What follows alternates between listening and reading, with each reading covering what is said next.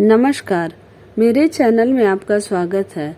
आज मैं आप लोगों को संकष्टी गणेश चतुर्थी व्रत कथा सुनाने जा रही हूँ। बोलो श्री गणेशाय नमः।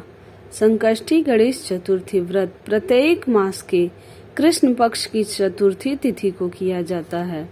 ऋषिगण पूछते हैं कि हे स्कंद कुमार, दरिद्रता, शोक, कुष्ठ आदि से विकलांग, शत्रुओं से संतप्त, राज्य से निष्कासित, राजा सदैव दुखी रहने वाले, धनहीन, समस्त उपद्रवों से पीड़ित, विद्याहीन, संतानहीन, घर से निष्कासित लोगों, रोगियों एवं अपने कल्याण की कामना करने वाले लोगों को क्या उपाय करना चाहिए जिससे उनका कल्याण हो सके और उपरोक्त कष्टों का निवारण हो सके।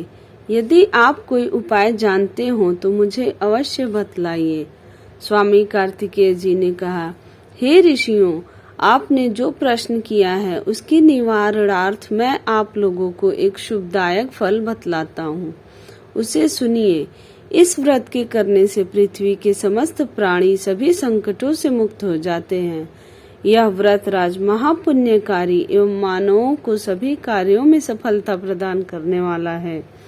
विशेषतया यदि इस व्रत को महिलाएं करें तो उन्हें संतान एवं सौभाग्य की वृद्धि होती है। संकष्टी चतुर्थी व्रत कथा। इस व्रत को धर्मराज युधिष्ठिर ने किया था। पूर्व काल में राजच्युत होकर अपने भाइयों के साथ जब धर्मराज वन में चले गए थे तो उस वनवास काल में भगवान श्री कृष्ण ने उनसे कहा था।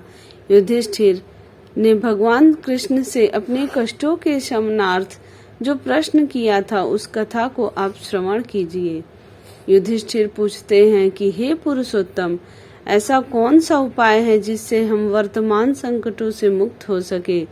हे गदाधर, आप सर्वज्ञ हैं, हम लोगों को आगे अब किसी प्रकार का कष्ट न भुगतना पड़े, ऐसा उपाय बतलाइए। स्कंद कुमार जी कहते हैं कि जब धैर्यवान युधिष्ठिर विनम्र भाव से हाथ जोड़कर बारंबार अपने कष्टों के निवारण का उपाय पूछने लगे तो भगवान श्री कृष्ण ने कहा, हे राजन, संपूर्ण कामनाओं को पूर्ण करने वाला एक बहुत बड़ा गुप्त व्रत है। हे युधिष्ठिर, इस व्रत के संबंध में मैंने आज तक किसी को नहीं बतलाया है। हे राजन, प्राचीन काल में सतयुग की बात है कि पर्वतराज हिमाचल की सुंदर कन्या पार्वती ने शंकर जी को पति रूप में प्राप्त करने के लिए गहन वन में जाकर कठोर तपस्या की, परंतु भगवान शिव प्रसन्न होकर प्रकट नहीं हुए। तब शैलतनया पार्वती जी ने अनादिकाल से विद्यमान गणेश जी का स्मरण किया। गणेश जी को उसी क्षण प्रकट देखकर पार्वती जी ने पूछा कि मैंने कठोर, दुर्लभ एवं लोमहर्षक तपस्या की, किंतु अपने प्रिय भगवान शिव को प्राप्त न कर सकी। वह कष्ट विनाशक दिव्य व्रत जिसे नारद जी ने कहा है और जो आपका ही व्रत है, उस प्राचीन व्रत के तत्व को आप मुझसे कहिए। पार्वती जी की बात सुनकर तत्कालीन सिद्धिदाता गणेश जी उस कष्ट नाशक शुभदायक व्रत का प्रेम से वर्णन करने लगे। गणेश जी ने कहा, हे अचल सुते, अत्यंत पुण्यकारी एवं समस्त कष्ट नाशक व्रत को कीजिए। इसके करने से आपकी सभी आकांक्षाएं पूर्ण होंगी और जो व्यक्ति इस व्रत को करेंगे उन्हें भी सफलता मिलेगी। कृष्ण चतुर्थी की रात्रि में चंद्रोदय होने पर पूजन करना चाहिए। उस दिन मन में संकल्प करें कि जब तक चंद्रोदय नहीं होगा मैं निराहार रहूंगी, पहले गणेश पूजन कर ही भोजन करूंगी। मन में ऐसा निश्चय करना चाहिए। इसके बाद सफेद तिल के जल से स्नान करें, मेरा पूजन करें तथा अपनी सामर्थ्य के अनुसार सोने, चांदी, तांबे अथवा मिट्टी के कलश में जल भरकर उस पर गणेश जी की प्रतिमा स्थापित करें। मूर्ति कलश पर वस्त्राच्छादन करके अष्टदल कमल की आकृति बनावें और उसी मूर्ति की स्थापना करें। तत्पश्चात षोडशोपचार विधि से भक्ति पूर्वक पूजन करें। मूर्ति का ध्यान निम्न प्रकार से करें। हे लंबोदर, 4 भुजा वाले, 3 नेत्र वाले, लाल रंग वाले, हे नीलवर्ण वाले, शोभा के भंडार, प्रसन्न मुख वाले गणेश जी, मैं आपका ध्यान करता या करती हूँ। हे गजानन, मैं आपका आवाहन करती हूँ। हे विघ्नराज, आपको प्रणाम करती हूँ। यह आसन है। हे लंबोदर, यह आपके लिए पाद्य है। हे शंकर सुवन, यह आपके लिए अर्घ्य है। हे उमा पात्र, यह आपके स्नानार्थ जल है। हे वक्रतुंड, यह आपके लिए आचमनीय जल है। हे शूर्पकर्ण, यह आपके लिए वस्त्र है। हे सुशोभित, यह आपके लिए यज्ञोपवीत है। हे गणेश्वर, यह आपके लिए रोली चंदन है। हे विघ्न विनाशन, यह आपके लिए फूल है। हे विकट, यह आपके लिए धूप बत्ती है। हे वामन, यह आपके लिए दीपक है। हे सर्वदेव, यह आपके लिए लड्डू का नैवेद्य है। हे देव, यह आपके निमित्त फल है। हे विघ्नहर्ता, यह आपके निमित्त मेरा प्रणाम है। प्रणाम करने के बाद क्षमा प्रार्थना करें। इस प्रकार षोडशोपचार रीति से पूजन करके नाना प्रकार के प्रसादों को बनाकर भगवान को भोग लगाएं। हे देवी, शुद्ध देसी घी में 15 लड्डू बनाएं।